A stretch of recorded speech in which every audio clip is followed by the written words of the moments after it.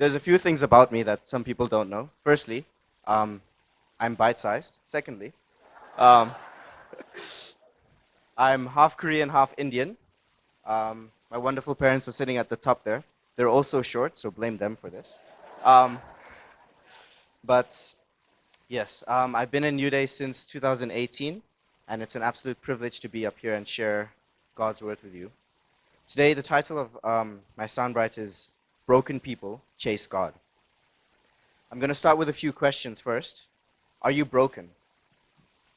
If so, who do you run to when you are? Is your first person God? And if not, why not? I'm sorry about these questions, but in this world, we often feel alone. We feel that the world is against us. It's never easy being a positive Christian, especially not all the time. However, we're not called to be positive all the time. Instead, we're called to be Jesus followers. When we follow Jesus, we turn to him when we are in need, in times of sadness or in times of trouble. But instead of falling into sadness and despair all the time, as Christians, we've got Jesus to back us up. We've got the love of God to constantly remind us we're enough. In the Old Testament, Elijah, in 1 Kings chapter 19, verses 3 to 4, Elijah was afraid and ran for his life. When he came to Beersheba in Judah, he left his servant there, while he himself went a day's journey into the wilderness. He came to a broom bush, sat down under it, and prayed that he might die. I have had enough, Lord, he says. Take my life, I am no better than my ancestors. There is no doubt that Elijah was a great prophet, but he was driven to a corner because he had nowhere to go. He felt like the world was against him. He felt like everybody wanted his head. When we feel broken or sad, we hide away. We try to push others away. We feel self-pity. In fact, there is nothing more embarrassing and nothing more humiliating than self-pity.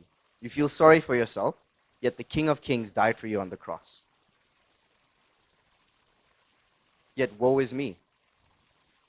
Do not treat your brokenness and your emptiness as an excuse to run away from God, but as a reason to draw closer to him. I'm not very tall. It's very true. I'm taller than average. That's a lie. But I don't let this. I don't know if you guys feel it, but the wrist is on my pulpit. Usually people's elbows are. So I don't let my height bring me down because I'm short enough already, right? So my sadness, my consciousness about my height is not something that I can handle, right? But God lifts me up in other ways. He gives me other gifts and other abilities.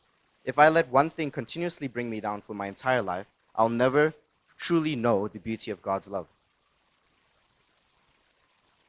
1 Kings continues, Then he lay down under the bush and fell asleep. All at once an angel touched him and said, Get up and eat. He looked around, and there by his head was some bread baked over hot coals and a jar of water. He ate and drank, and then lay down again. The angel of the Lord came back a second time and touched him and said, Get up and eat, for the journey is too much for you. How true is that sometimes a nap and some food is all we need? When I was a kid, and I got upset because of the other kids, they'd bully me, or they had better toys. As a kid, kids have everything they want, but yet nothing they need. That's how they feel, right? But we give them everything they need, yet it's nothing they want. Then my mom would tell me, just go take a nap. I'd take a nap, I'd get up, and there was always food waiting for me. And that would help me realize, in fact, that the world is not falling apart. When we get driven to a corner, or when we feel nothing is going right, we need to focus our strength and find our strength in the Lord. As Christians, how we deal with our emotions is under constant watch by the world. Why? Because Christians are seen as perfect people, or people that need to be perfect, when in reality, Christians are people who have seen our imperfections and run to Jesus. We run back to Jesus, the source of love and grace, because even our failures and weaknesses bring glory to him. 2 Corinthians 12, verses 9 to 10. But he said to me, My grace is sufficient for you, for my power is made perfect in weakness. Therefore, I will boast all the more gladly about my weakness, so that Christ's power may rest on me. That is why, for Christ's sake, I delight in weakness, in insults, in hardships, in persecutions, in difficulties. For when I am weak, then I am strong. The next time you feel weak, or the next time you feel alone, take heart and know that God is with you. Because even in your weakness, God can find a way to bring glory to Him. Because in every single heart here, every single heart of coal here can be turned into a heart of diamond. Not because of the pressure we are under, but because with God, anything is possible. Thank you.